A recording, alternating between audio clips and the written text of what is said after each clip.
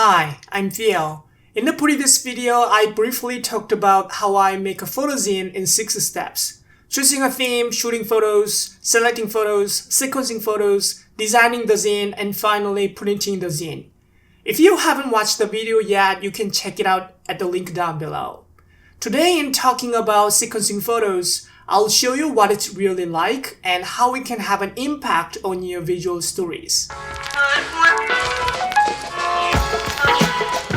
Here's a selfie of mine. It has no context.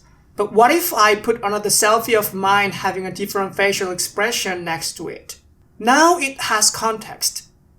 Though you can't tell what exactly the context is. It depends on the audience who is interpreting the context. For me, the first photo is just a selfie by itself, but with the second photo, it's more about facial expressions or emotions. For example, the first photo of me seems indifferent, but the second one seems shocked. Even with these two photos, the sequence can have an impact on the story.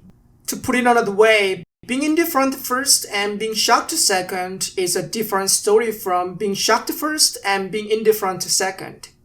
For the first case, the story ends with something happening. For the second case, something happened, but the story ends with indifference.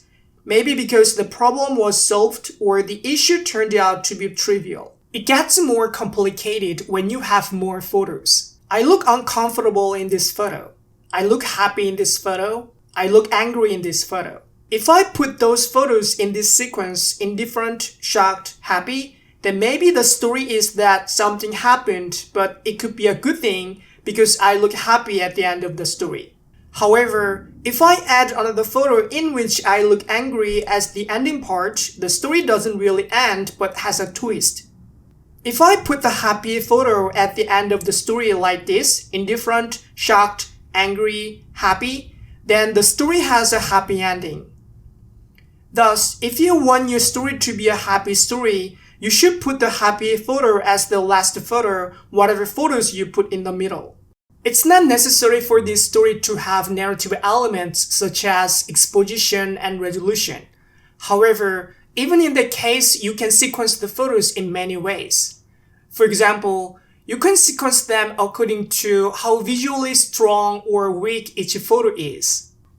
For me, these two photos look weaker than the other three photos. Maybe because my facial expressions in the three photos are more exaggerated.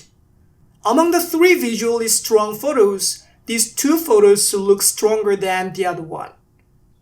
You can make a visual rhythm by combining these weak, medium, and strong visual elements. For example, if I put these photos like this, then the rhythm is like weak, strong, medium, strong, weak. Or you can also put these photos like strong, weak, medium, weak, strong. Or maybe you want to make a more unusual or unbalanced rhythm on purpose like strong, strong, medium, weak, weak, or weak, weak, medium, strong, strong. A given sequence isn't right or wrong, but you should find an appropriate visual rhythm to match your story or intention. Today, I've shown you how sequencing photos can have an impact on your visual stories. To reiterate, there is no one fixed or correct way to sequence photos. It's a subjective process rather than an objective one. However, when you show a series of your photos, you can help think about the order to show them. You don't sequence your photos randomly unless randomness is your intention. I hope this video helps you understand what different sequences are like and how to better sequence your photos. Thank you for watching this video and I hope to see you next time.